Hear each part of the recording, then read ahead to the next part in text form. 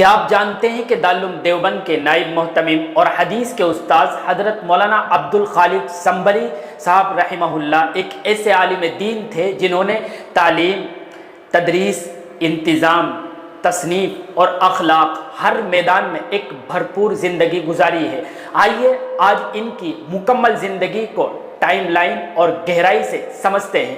تو سب سے پہلے ہم بات کرتے ہیں ان کی پیدائش کی، تو یاد رکھیں کہ حضرت مولانا عبد الخالق سنبلی صاحب کی پیدائش 4 جنوری 1950 عیسوی کو سنبل مراد آباد میں ہوئی۔ آپ کے والد کا نام نصیر احمد تھا۔ شروع سے ہی دینی ماحول ملا اور تعلیم کی بنیاد مضبوط رکھی گئی۔ شروع کی تعلیم مدرسہ وحید المدارس سنبل میں حاصل کی، جہاں آپ نے مولانا آفتاب علی سے علم دین کی شروعات کی۔ قرآن کریم کو مدرسہ شمس العلوم سنبل میں حافظ فرید الدین صاحب سے کمپلیٹ کیا۔ اسی مدرسے میں درس نظامی کی شروع کی کتابیں بھی حضرت مولانا آفتاب علی صاحب سے ہی پڑھی ہیں۔ سال 1968 میں آپ نے دارالعلوم دیوبند میں ایڈمیشن لیا اور یہاں سے 1972 عیسوی میں آپ نے عالمیت کا کورس کمپلیٹ کیا۔ اور یہی بات بہت خاص ہو جاتی ہے کیونکہ آپ کو پڑھانے والے اساتذہ یعنی ٹیچر کوئی عام ٹیچرز نہیں تھے، بلکہ ان میں شامل تھے حضرت مولانا سید فخر الدین صاحب مراد آبادی، حضرت مولانا قاری محمد طیب صاحب رحمہ اللہ اور حضرت مفتی محمود حسن گنگوئی رحمہ اللہ۔ یہ وہ نام ہیں جن کا شمار دیوبند کی تاریخ ساز شخصیات میں سے ہوتا ہے۔ درس نظامی کمپلیٹ کرنے کے بعد آپ نے حضرت مولانا وحید الزمان کیرانوی رحمہ اللہ سے عربی زبان و ادب کی خصوصی تعلیم حاصل کی، جو کہ آپ کی علمی وسعت کا ایک ثبوت ہے۔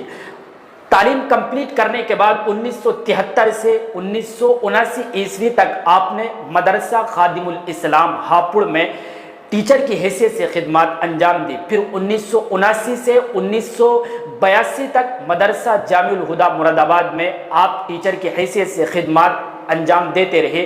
پھر وہ یادگار لمحہ بھی آیا کہ جب 1982 عیسوی میں آپ کو دارالعلوم دیوبند میں ٹیچر کی حیثیت سے سلیکٹ کر لیا گیا اور پھر آپ نے پوری زندگی یہیں وقف کر دی۔ آپ نے شروع کے درجات سے لے کر اعلیٰ ترین درجوں تک پڑھایا ہے اور آخر میں دورہ حدیث کے اندر مشہور حدیث کی کتاب ابن ماجہ آپ ہی سے متعلق رہی ہے۔ تدریس ہی نہیں، انتظام میں بھی آپ بہت ماہر تھے۔ آپ صرف ایک ٹیچر نہیں تھے بلکہ دارالعلوم دیوبند کے اندرونی نظام کا بھی ایک اہم ستون کی اہمیت رکھتے تھے۔ ایک لمبے زمانے تک امتحانی نظام کے انچارج بھی رہے ہیں۔ ہاسٹل مینیجر کی حیثیت سے بھی آپ نے خدمات انجام دی ہیں اور اخیر میں تقریباً 1 دہائی تک دارالعلوم دیوبند کے نائب محتمم یعنی وائس پرنسپل کی حیثیت سے بھی آپ خدمات انجام دیتے رہے۔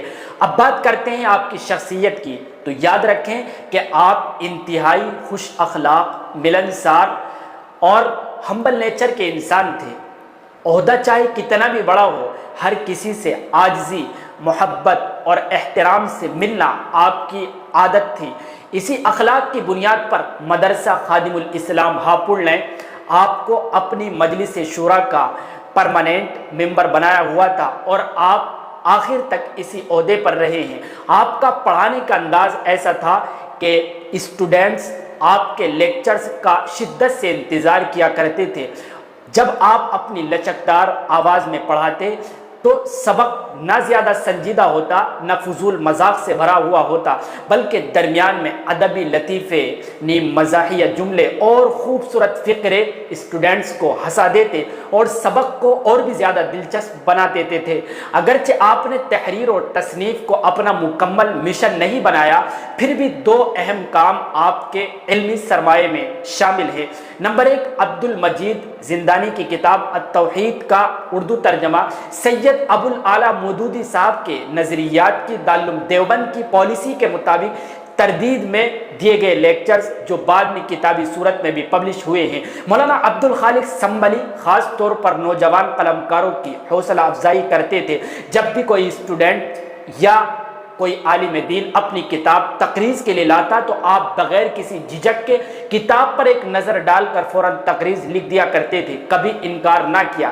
اسی لیے دارالعلوم دیوبند کے اندر سب سے زیادہ تقریضات لکھنے والے استاذ اور ٹیچر آپ ہی تھے۔ یہی نہیں، آپ سے نوجوان قاسمی فضلاء کی پوری جماعت جڑی رہتی تھی جو تحریر اور تقریر میں دلچسپی رکھتے تھے، اور اخیر میں وہ دن بھی آیا کہ 30 جولائی 2021 کو یہ شمع گل ہو گئی، یعنی آپ اس دنیا سے رخصت ہو گئے اور آپ کو قاسمی قبرستان میں دفن کیا گیا۔ آپ کی وفات دارالعلوم دیوبند ہی نہیں بلکہ بر صغیر کے علمی حلقے کے لیے ایک بڑا نقصان تھی۔